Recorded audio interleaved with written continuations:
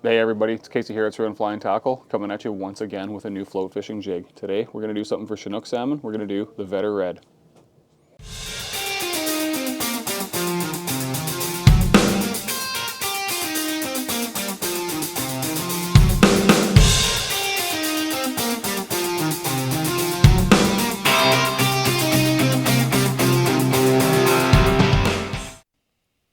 Alright, so for the Vedder Red, we're going to use a Compleat Angler 5/16 ounce jig head in the color BC Orange.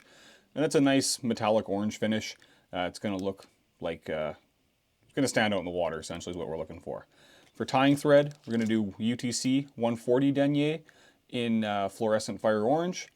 And we're going to tie in a base of thread, and we're going to cover up about half the hook shank. You know, we're gonna finish it off kind of just in front of that hook point.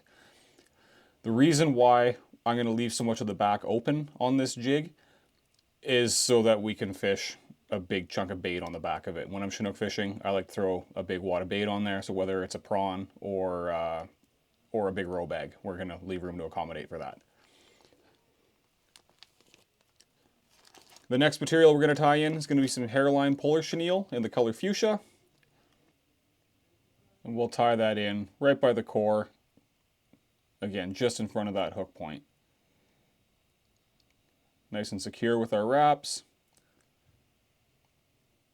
Lock everything in place nice and tight, and then we're just going to palmer the chenille forward with nice uniform wraps, side by side. We don't want to wrap over and make a big ball or a big bump with it.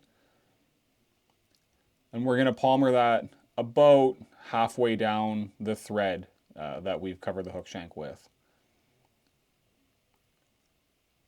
Again, tie it off nice and secure.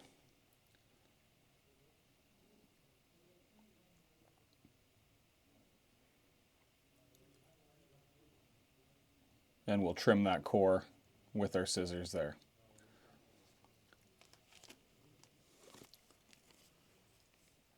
Next, we're going to grab some Hareline crosscut two-tone rabbit strips in the color Alaska Flame. And it's essentially kind of like a reddish orange over a pink base. Something that's going to glow in the water again, nice and bright. It's going to show up nice and vibrant. Essentially, it's going to look like a giant chunk of roe is kind of what I'm looking for when I'm tying a Chinook jig.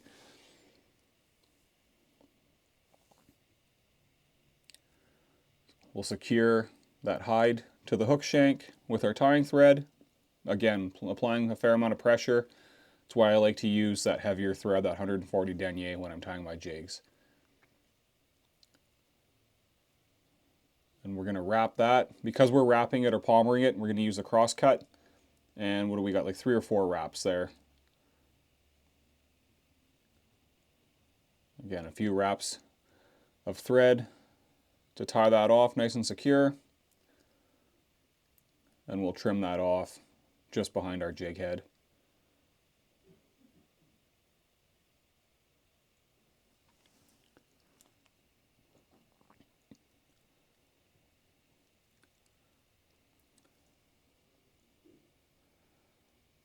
Next, for a bit of wiggle factor in this fly, we're going to throw in some Wapsi barred fire tip silly legs. It's a mouthful there. We're going to use orange with a red tip. And I'm just going to use 3 or 4 legs. Don't have to go too crazy with them. Just adding a little bit of movement there, a little bit of accent. We'll tie those in so that they flank down each side of the jig. You can see I had 4 rubber legs there, but one broke while I was breaking it off, so 3 is fine. The fish can't count.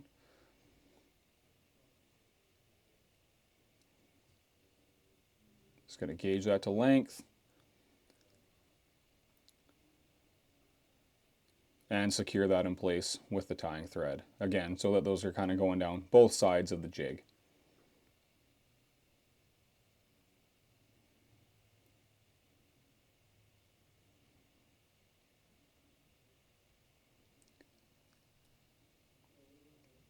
Lastly, we're going to take some Official Strong Schlappen in fluorescent fire orange.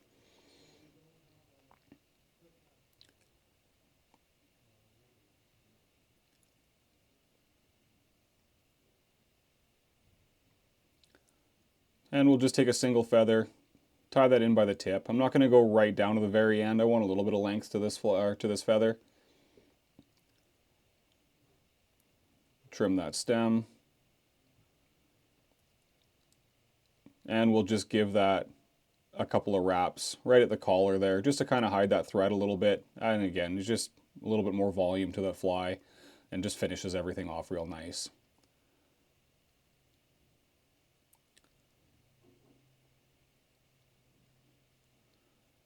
Manipulate that so everything lays down nice.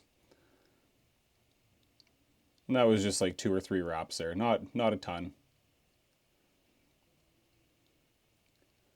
Try and just trim that stem without getting the thread. Oh, and we got it this time.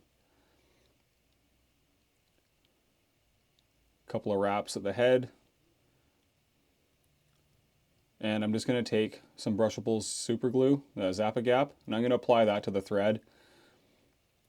And that way I can just tie my head cement in, essentially. That'll soak into my thread wraps.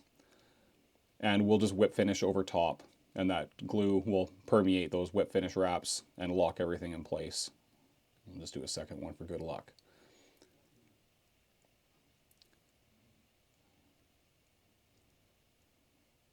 Just trim those legs to length.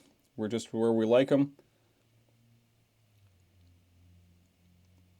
And there you have a very, very effective float fishing jig. So like I said, something that's going to look in the water, stand out in the water like a big chunk of roe.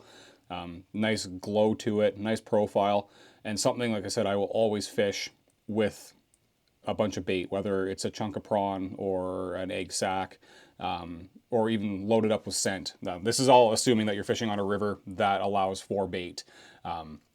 But you know, some Procure water-soluble scent on there, and that'll make that a very, very effective pattern. So definitely a worthwhile jig to have. With Chinook season coming up, we're going to want to throw some of those in the box. I hope you guys like this one. Hit that like button for me. Subscribe to us on YouTube. And like always, I'll have all the links posted in the description below. Thanks for watching, everybody. Hope you enjoyed this one, and we'll catch you on the next one.